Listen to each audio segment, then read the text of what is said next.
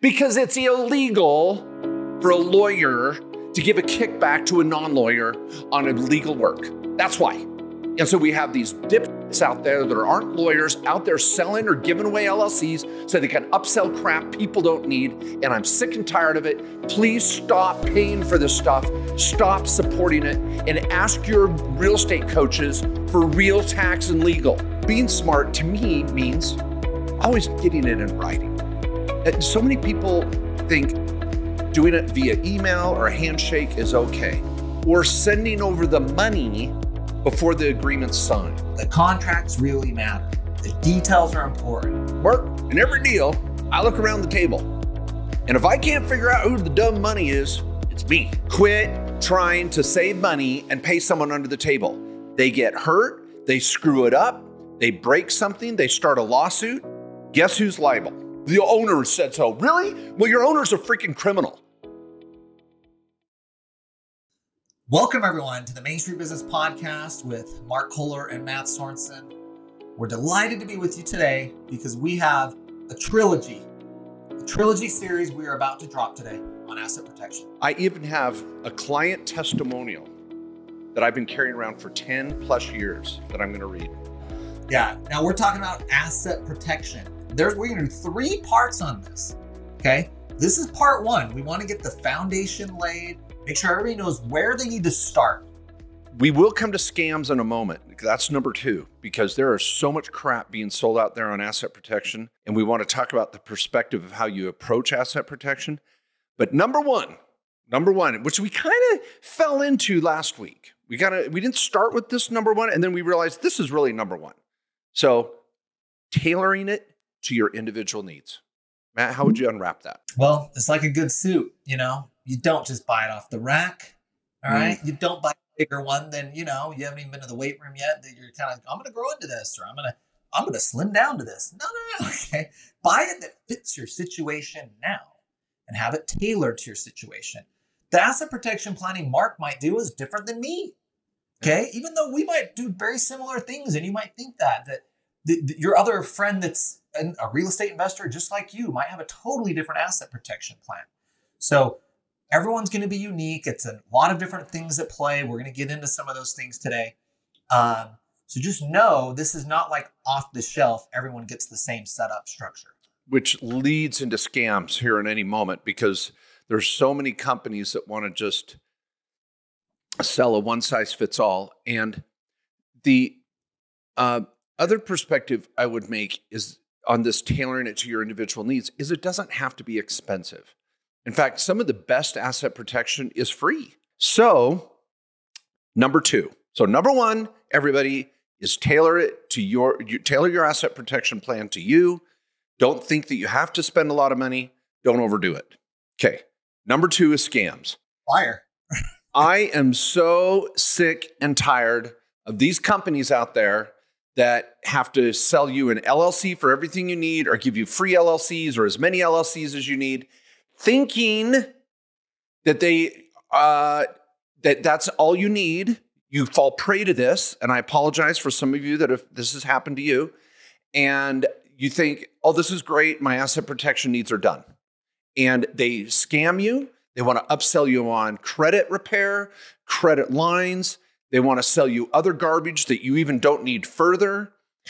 Just this week, I had a client that it was on my YouTube live. He said, hey, I have a Wyoming S corporation and I live in Florida and I'm a physician assistant. Am I okay? I'm like, no, you don't need a Wyoming S corp. And he knew it and he was embarrassed. And a lot of us get scammed and we don't even want to talk about it. And I'm just so mad. I've got more to say on this, but Matt, your take on this scam industry, it's really one of the worst in the legal profession. Yeah, and they're not even legal professionals. They're not real lawyers. Okay? saying they're part of the legal profession is like saying the person selling you essential oils is like a surgeon. I got an essential oil for this. Oh, it'll cure cancer. Just rub it on. It's $100 a bottle. All right? Yeah. That's kind of what these people are. They're just like, they have a solution that you think is legit, and they sell it to you. It's usually overpriced, way more than, well, you're even going to pay a real lawyer. That's what blows my mind. It's not necessarily cheaper. So in many instances, we'd rather you go online and do it your freaking self than these people that set up this super complicated structure that doesn't fit your situation. Because let me say the two reasons why. There's so many reasons why people get screwed on this, but I'll give you a couple. You're going to lose money. You're going to waste and throw money away. You're going to spend more money having to fix the thing. You're going to be in a state that you had no business being in. You don't do business in that state. Why are you going to Nevada or Wyoming to set this thing up? It has nothing to do with the business that you're doing in Florida or whatever state you may have. Your administrative costs to keep that thing active, to pay states in a state you've never even set one foot in. Why am I doing this? Okay. There's all this baggage that comes with this bad decision. Yep. Let alone all the costs you have to restructure and do it right the second time. Yep. And one last word in this, and we'll move on. And you can have a last word as well, Matt.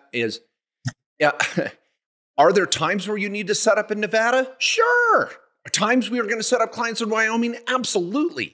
There's some high-end double layer COPE. We're going to talk about charging order protection in level 2 and 3 in our future podcasts. Please listen in.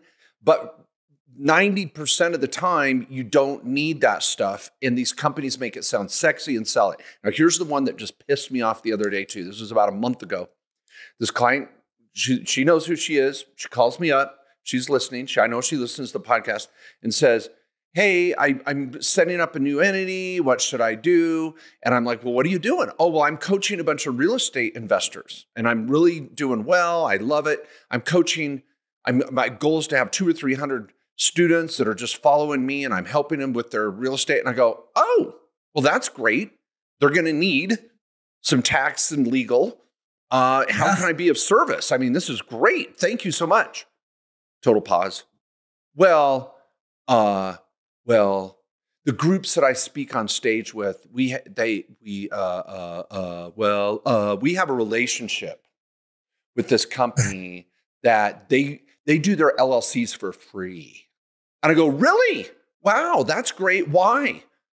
Well, just because, they want to sell them other things. And I go, do you get a kickback for that? Yeah. Well, why aren't you calling them? Why aren't you calling them to get the advice you need right now? Well, they're not lawyers and they don't know what they're doing, really. So, but it's good enough to give them to your students, but you yourself don't even use them. Who don't know enough to know that they're getting duped. Yeah. And I'm like, and the only reason, if some of you want listening, you go to these real estate gurus, I could start listing their names and then I'll get some nasty letters and I don't need the time and effort of dealing with a slander accusation. But you know who they are and they're speaking and they're talking about good real estate strategies. And then they let some bozo on the stage sell entities for unlimited entities for a flat fee or no cost to entities so they can upsell crap and the speaker gets a kickback. Now, you may say, well, Mark, why don't you do that? You can get out and say, because it's illegal for a lawyer to give a kickback to a non-lawyer on a legal work. That's why. And so we have these dipshits out there that aren't lawyers out there selling or giving away LLCs so they can upsell crap people don't need. And I'm sick and tired of it. Please stop paying for this stuff. Stop supporting it and ask your real estate coaches for real tax and legal. Damn it. Yeah. That was a moment, James. That was a moment. We want to sell more LLCs. In many ways, it's counterintuitive for us to be like, stop doing all this. You would think we would say, no, just do the same thing with us because we're real lawyers. No, What they're doing does not make sense. I wouldn't do it for myself. Why would I incorporate this legal strategy for all my clients? So when you get to asset protection, we have stuff that's way overcooked, way overdone, way overkill, overspent, way too much money, way too much administrative risk. You're paying more taxes, by the way, and fees to have that stupid structure. And then we have people that do nothing and have their head in the sand. There's a happy medium here. Everybody's a little different, like we said at the beginning, on how we tailor it. But I think the next two items we want to talk about, your risks and your assets, are the perfect starting point here. Are you really doing that type of thing with this unlimited LLCs, whatever thing you bought? Okay, let's assess these two things because that's where asset protection starts. These are the next 2 points we want to hit. Yep. Number three, Okay. And this is so important. This is where asset protection starts. This is where it starts. Assess your risks.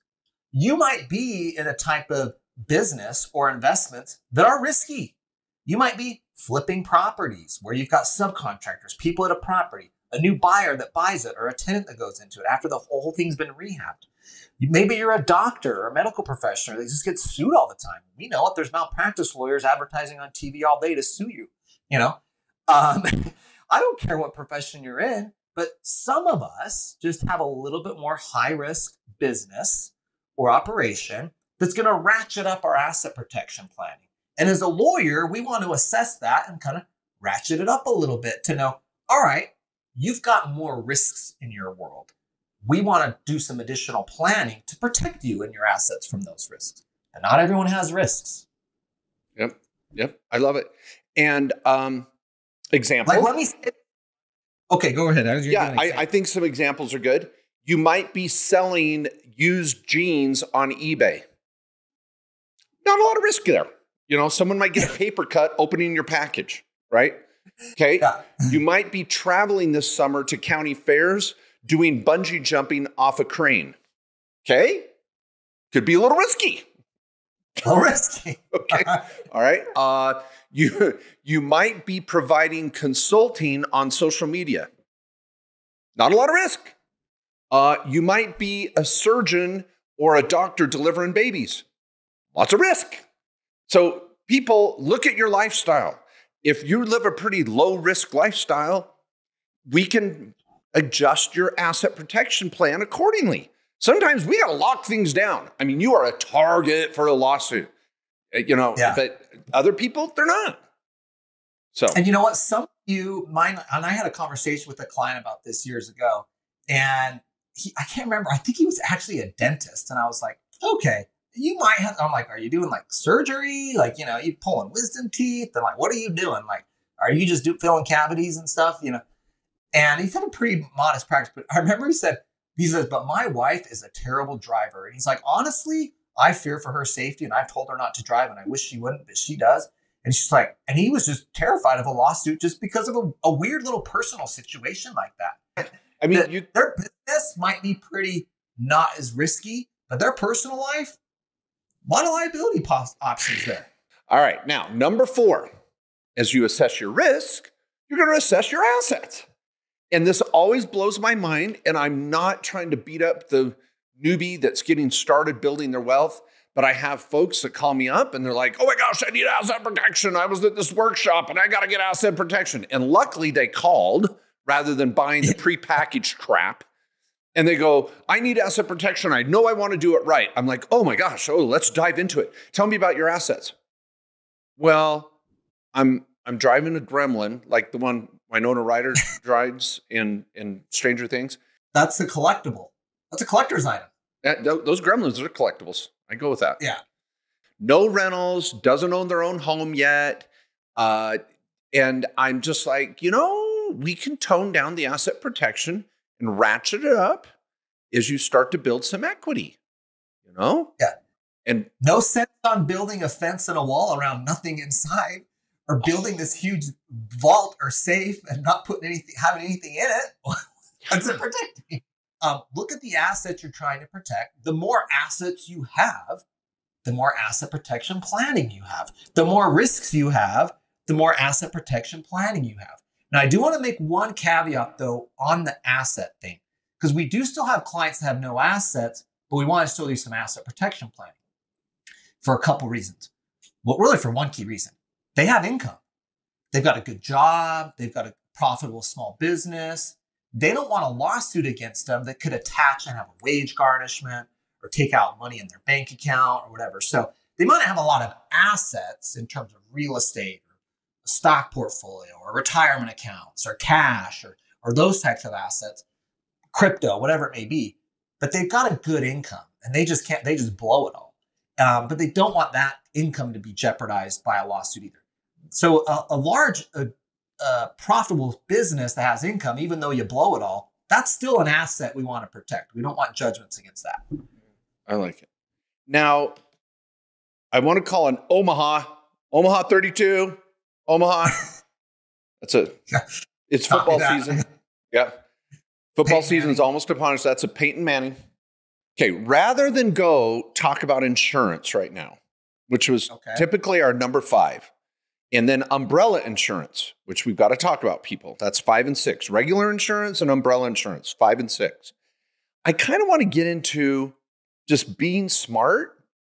We're kind of on this be smart stuff. And I what do you think? Be smart and due diligence. 7 and 8. That'll be 5 and 6. Be smart and then due diligence. What do you think? Okay. And then come to insurance. Then we'll still hit insurance. Yeah. Let's talk about be smart. Okay. All right. And there's a lot of things that go into this. Yep. Let me just give an example on be smart, what we mean by this. When you're out doing business or investing, you know there's stuff that's risky. Don't be a moron. Okay? Like, use your brain. All right. I love your advice. Don't be a moron. Keep going. I love your detail in this. But I'm serious. Some people get excited about making money, either in a business, a real estate deal, whatever it may be, and they start overlooking stuff. They start doing dumb things that if they took a step back, they'd be like, that was totally stupid. I went into business with this person or did a real estate deal with this person I didn't even freaking know. And I got ripped off. I got sued because of something they did. Yep.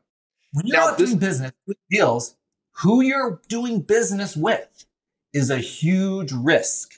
Yes. Be smart with those people. Yeah. And this bleeds into due diligence. And so for some of you that might not be familiar with that term, it means doing your research on your person, on the deal, things like that. And so we might jump back and forth on some of these points. But on being smart, to me, means always getting it in writing. So many people think doing it via email or a handshake is okay, or sending over the money before the agreement's signed. Oh, we're in a hurry. We got to move. And then I have people over the years have called and said, hey, so-and-so's not paying me. And I'll go, okay, well, show me the agreement. Well, we never got it signed because we were in such a hurry. But it's still binding, right? No, it's not. Well, they said this. I've got 5 emails from them that said they were going to do this. It's so sad. Yeah. There's something called the parole evidence rule, by the way. This is a really important legal tip. Parole evidence rule. This is not what's presented at your parole hearing, Mark. I know. I went back to my PO, my parole officer. For those of you that have a PO, you know what I'm saying. That's different.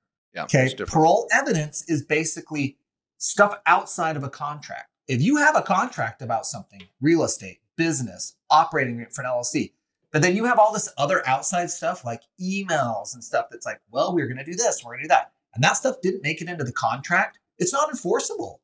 Okay. This comes up so many times with new business owners, real estate investors. The contracts really matter. The details are important. We're saying be smart about it. If it was important enough to talk about and put in an email, put it in the damn contract at the end of the day. And I'm going to make you a promise, everybody. And I really, this is the honest, this is not being facetious, or for those that don't know that word, this is not joking around. I promise you, there will be another deal next week or next month. If someone's pressuring you, and I'm saying this especially to the ladies, and it sucks out there.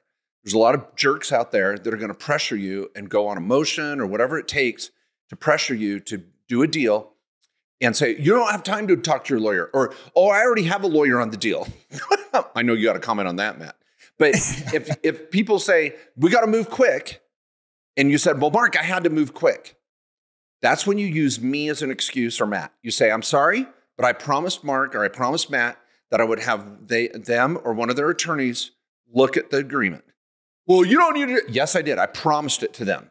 And I literally did. I've got to do that because there will be another deal. Now, that doesn't mean you can go into analysis paralysis where all you do is look at deal after deal after deal and never pull the trigger. But we don't want to go to the other extreme.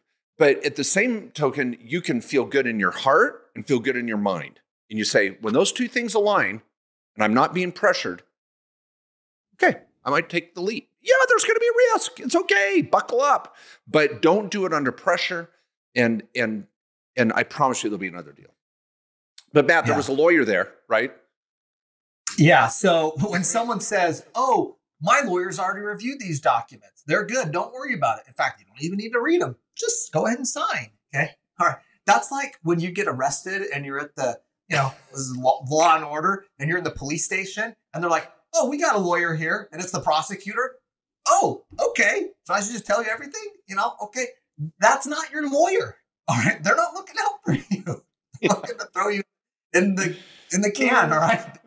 They want to lock you up. All right. So lawyer representing your interests. All right. Yes. That's what you look for. Someone's going to advocate for you. Find the stuff that matters for you. Now, I have one other thing, because when it comes to contracts, and we're kind of hitting back a little bit, due diligence contracts, this is a really important point, something I've been saying for a long time. A bad contract makes a good deal bad. You can have a great deal, a great investment or business opportunity. If you have a crappy contract, that thing's not going anywhere. It's not going to work. It's just going to fail. Yeah. Okay, you've got to have good contracts in these types of things, particularly the really, really good deals. Those are the ones that fall apart when you don't have a great contract. See, and this is why I love this podcast, because did we say you had to spend thousands of dollars on an entity in Wyoming or Nevada, or a trust offshore, or a land trust, or an irrevocable trust, or hide this or hide that? No, just be careful. Look for reasons why you should do the deal, not reasons of why you shouldn't do it. Now, that's very subtle, everybody. Let me repeat that. And I fall prey to this. Matt Sorensen knows this. I am so trusting. I have quit interviewing for employees anymore. I always look for the good in people. I'm looking for reasons not to hire a person rather than reasons to hire a person. See, and there's the difference. When someone presents a deal and you're like, oh my gosh, this looks like a great deal, you're looking around of why not to do it. That's the wrong perspective. You should be like, I'm not going to do this unless I'm talked into it. Like, there better be some damn good reasons why I do this. That puts your guard up. It makes you careful. It makes you smart. Love that. Okay, this is what, before even like, again, entities, the trusts and all these other things you could be doing, okay? What we're talking about now is how to protect yourself from even having a liability in the first place. Mm-hmm. The stuff and everything is like, you've already got a judgment against yourself, okay? You're already sick. This is like preventative healthcare. This is preventative asset protection. We want to prevent you from having a liability in the first place. All right. So be smart out there. It may sound a little simple, but again, in business and investing, sometimes our emotions take over. We get excited about stuff, or sometimes we're just new to it and we don't know the normal course of things. We don't know that it's okay to do diligence. We don't know that it's okay to say, have your lawyer review this. We don't know that all these little pieces that we're talking about here, we just haven't done it before. So just be smart, take your time, get stuff in writing, ask the right questions. And I think like what you said, Mark, is make it make sense in your mind and in your heart. Feel good about it. And once those two things are both convinced, you're ready to go. Okay, now I'm almost ready to read this little testimonial, but before we do it, let's now vet a little bit of due diligence. So everything we said was about really focused on taking proper steps, being careful, not being pressured. I mean, we could talk about this for a whole podcast, which we have. If you look into our podcast history, we have due diligence podcasts in our sister podcast, the Directed IRA podcast, in prior shows here on Main Street. We talk about being careful with your investments. But due diligence and good asset protection is two things, in my opinion. It's knowing the deal and knowing the people you're dealing with. And they're two different things. You may say, I know this deal is good, but you kind of have a bad feeling about the person. Or you maybe have a good feeling about the person, but you have no idea what the hell you're doing. And maybe, Matt, can I take the know the deal part and then you take the know the person part? Is that okay? Love it. Okay. All right. Know the deal part. I have two comments. One is Warren Buffett is famous for this. He would say, I never invest in anything I don't understand. Knowing the deal, number two, I had this Texas client that was just so colorful. And he was like, if I don't understand the deal, then I ain't doing it. And I'm like, what are you talking about? He goes, Mark, in every deal, I look around the table. And if I can't figure out who the dumb money is, it's me. And I get up and walk away. Because he's like, there's always dumb money at the table. and I want to know who that idiot is. And if I can't figure out who it is, I'm out. And I'm like, oh, hell, that's smart. So, know what you're doing. Know what you're doing. That's my point. What about people? I mean, you brought that up, partners. I mean, yeah, well, here's just a simple example. And I just remember this lesson just for myself. Let's just take a simple rental property. Okay. Buying a rental property. You know the deal. You analyze the property to death. You've shopped the right mortgage rates, or you've negotiated some awesome creative financing on the deal. You know the market it's in. You know the rents you can get. You've got this expectation, and you've ran some analysis on how it's going to appreciate. You've even thought about the tax benefits and all this stuff. You're like, man, you got an awesome deal. And then you buy the thing. And then you rent it to the first moron that sends in an application to be your tenant. Okay? Because that tenant is in business with you. They're either going to pay you every month or they're not. All right. And this only works if you have a good tenant.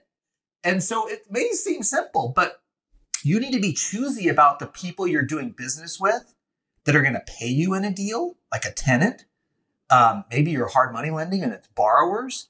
Maybe you're going into a business venture and someone's supposed to do a bunch of work. Do your background and research on that person as much as you do in the deal itself. Oh, I love it. Now, by the way, this reminds me, I've got to go back to being smart. People, quit paying workers under the table. Let me just repeat that. Quit trying to save money and pay someone under the table. They get hurt. They screw it up. They break something. They start a lawsuit. Guess who's liable? You are.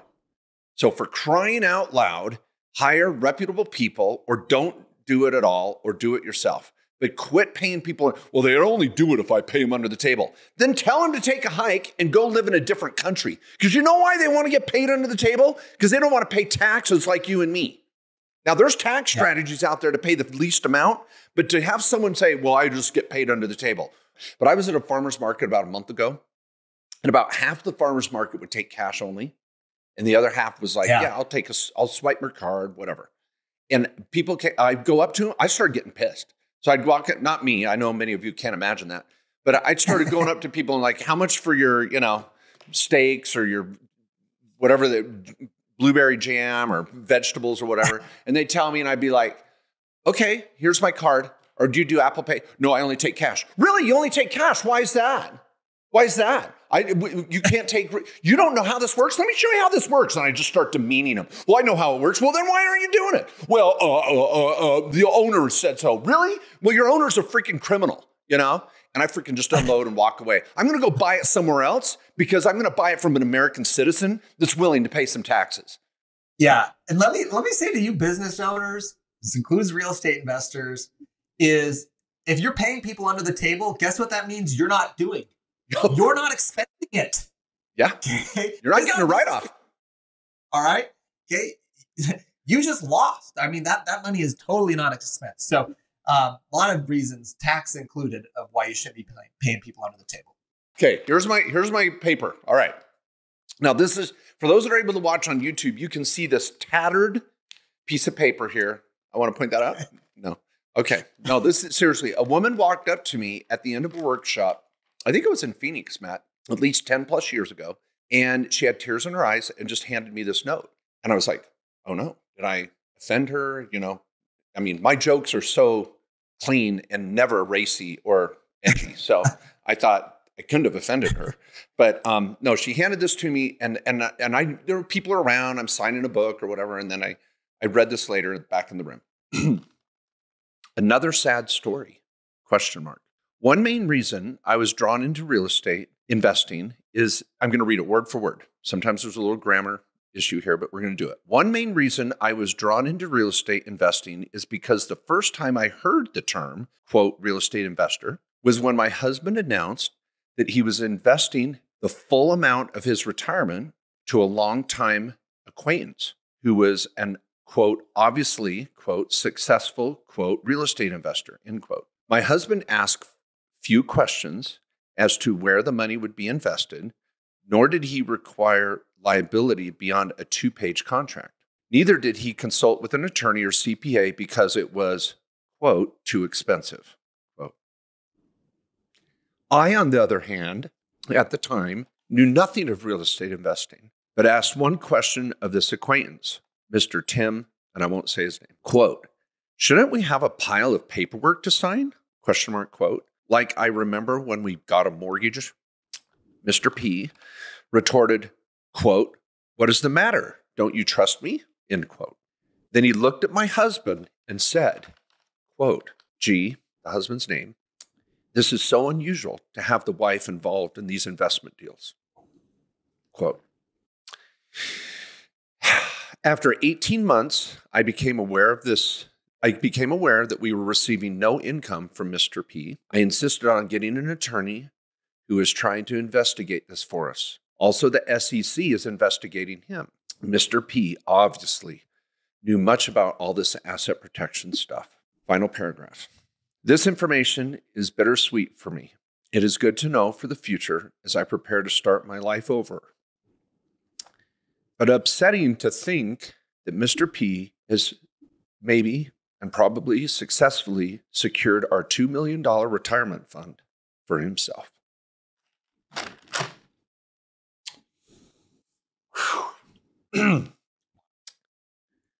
See, wow. That is what asset protection is we said be smart, but also it's okay to have some backbone. It's okay to push back. And some people feel like I can't believe that comment that person made. Like, this is very unusual to have the wife in the room. Oof. I mean, if I was the wife, I'd be like, I'm the one that signs the check on this $2 million or approves $2 million going out. I think a lot of people, when you're investing money, you have the power. Okay? You're like the bank. Okay. Yeah. They're going to put all these conditions on. They're going to investigate everything before they release money on something. Okay. You need to be doing the same thing with your money when you come across an investment deal. I know we want to be nice. I know we want to be kind. I know we don't want to create a scene or anything. This is business. It's your money. You got to protect it. Yeah. Yeah. I mean, there's so many lessons to learn from this very, very sad message. And you can see many of you why I've kept this for years. We had an SEC investigator come on our show a year or two ago who wrote a book on fraud. And he said the number one fraud in America is affinity fraud, where it's someone you know, someone in church, someone down in the neighborhood, in your real estate club, in your investment club, family. And we don't take the extra precaution that we should because we think we know them. And so I just want to say the best asset protection is just being careful, smart, doing your due diligence, and then all this entity stuff and trust and structure stuff, that comes next. And you need it. You need both. Be careful, people. All right. I think that's a great lesson right there. Let's get on to something very exciting. Woo. Insurance. Woo! Oh, everybody's still listening to this podcast after we say, well, now let's talk about insurance. Okay. All right. Now, not umbrella insurance. You're going to just do regular insurance first. Let's do regular, and then let's do umbrella. Okay. All right. Let me talk about regular insurance. I want to give a couple examples to that. We want you to have insurance. LLCs and entities are not a substitute for insurance. You're still going to want to have insurance. All right. But insurance doesn't protect everything. And in fact, many of you might have insurance that doesn't even cover the risks that you have. So when you go back to your risk assessment that we talked about earlier, think about what risks you have. Did you have a home that you bought and moved out of that's now a rental property? Did you update that rental property with your insurance agent? Did you call them and tell them, hey, I need to change this from a homeowner policy to a landlord policy because I might have a tenant that could sue me? If you didn't change that, that risk that you had is not protected under the insurance. So you want to make sure that the risks you have are being covered by the insurance that you're paying for. Love it. And people, it's so easy. And I know you don't want to do it. You want to call the little gecko that's just so easy. Or you want to call Flo and say, hey, I need insurance. The end. You don't tell them that you're a realtor and might have clients in the car. You don't tell them you might have a rental property. You don't tell them you might have teenage drivers. You keep the information to a minimum because you want the lowest possible premium. I get it. But you're only hurting yourself. Because let me just tell you, when you have that claim, and some of you have had those claims, fender bender, whatever. I'm sorry, did you call your insurance agent? And they said, oh my gosh, I'm so sorry this happened. Let me rush over to your home and write you a check. We would love to pay on this claim. That's not a problem at all. Don't worry about your provisions of your policy. We'll cover whatever the hell happened. Is that what happened to you people? Because if that's not what happened to you, you got the wrong idea of what insurance companies are about. You have got to go through your life with your insurance agent and make sure the shiz you're doing is covered. Yeah. And let me just say, even though I do love a good insurance agent, okay? And if many of you have a bigger business or something, you have excellent insurance professionals. But if you're dealing with Jake at State Farm, and sometimes Jake is great. Sometimes I love Jake. I know. Sometimes Jake doesn't know what he's talking about. All right. Yeah. I mean, first of all, does anyone really wear khakis anymore? I knew you were going to say that. Okay. I'm wearing khakis today. Okay. I'm trying to get on camera here with my YouTube. Okay. These are khakis. Man, I can't believe you just said that. Jeez. Yeah. All right. Jake. All right, Jake's cool, but. Okay. Yeah. Okay. But sometimes Jake has limitations. Sometimes, like Mark said, you might be withholding information and not even giving the information they need to tell you what insurance coverage you should have. But sometimes Jake at State Farm is not that great, okay? Oh. This is where, and I'm going to go back, you need to be captain of your own ship, okay? Tell them what you need. Get educated about the type of insurance someone should have in your line of business, okay? And then go demand it from your insurance agent, okay? So, and you don't need to learn all types of insurance, everything out there. Just learn it for what you do, all right? If you're a doctor, you probably know about malpractice, all right? Well, how much malpractice should someone have? What should different types of coverage should this include, okay? Like, think about those things that are going to apply to your type of business. Learn about what's done in your industry, and then go to your agent, because Jake at State Farm, honestly, might not know your industry. Yeah. He might not know what type of insurance someone that does bug spray should have, you know? Yeah. Well, you're spraying chemicals in people's houses, and you might have workers doing the same. I don't know what type of insurance you have. I don't even freaking know. I'm just saying, you might want to look into that for yourself. Yep. You might be on the phone with Jake late at night, telling him the truth about your life. That's okay. Yeah. If your wife walks in and says, "Who are you telling this to?" Say, "Jake." She may not believe you, but you are. You know, Jake's on the other line. What are you wearing? What are you wearing, Jake at State Farm? Are we at 8? Yeah, we're at 8. Umbrella insurance. Okay. Umbrella. Now, we did a whole show on umbrella. I've written articles on umbrella. I have umbrella insurance. Umbrella insurance is great. I love it because it's so freaking cheap. Matt, tell me why it's so cheap. Because it hardly covers anything and no one ever uses it. Isn't that the best type of insurance? If you're an insurance company, you want to sell something, what type of insurance do you want to sell?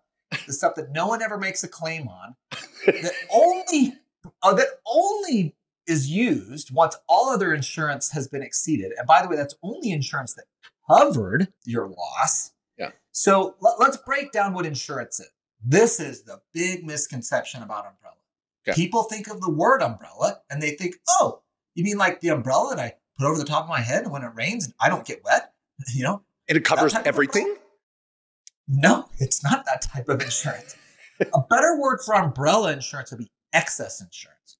Umbrella does not cover anything new. If you buy an umbrella insurance policy, that does not cover anything new at all. All it is covering is stuff you already have insurance for. And once that insurance you already have in place is exceeded, then you can make a claim on the umbrella. Okay, so think about it more as excess insurance. It's adding more insurance to insurance coverage you already have. It's not going to cover anything new at all. I had a good friend say, "Hey, will you look at my umbrella insurance policy?" I really assessed whether or not this was a good friend because who wants to read an insurance policy? And I thought, how much can I charge for this? I would never do this. Shoot me in the head, please. Double. If you want to read insurance, the hourly rate is double. Yeah. Who wants to?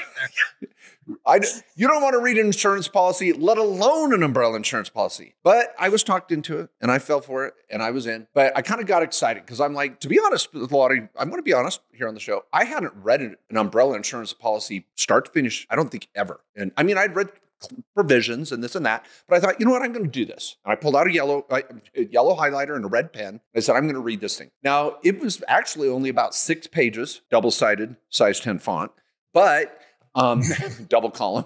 But anyway, I was able to get, the first parts are all the whereases and wherefores and all that crap. But anyway, when I got to it, this client was going to spend around $2,000 to $3,000. It was about $2,500. It was an umbrella policy for business, a boat, and a home. And I thought, okay. And what was interesting, it was just clear as day, is it said, we cover after your current insurance policy agrees to pay and pays out policy limits, and then there's an excess amount owing. Only in that event do we even pay. So if your regular insurance doesn't choose to cover it, or they cover whatever's needed and there's nothing else left, we don't owe. We have nothing. We don't do anything. And so we come to find out this client had enough insurance on their home, enough insurance in the business, and chose to say, you know what, let's just get it on the boat. If some kid gets hurt on the boat, or we run over something or someone or whatever, some terrible experience on a lake, I'll take the umbrella. And so we were able to save close to $2,000. The umbrella policy just for the boat was maybe $400 to $500.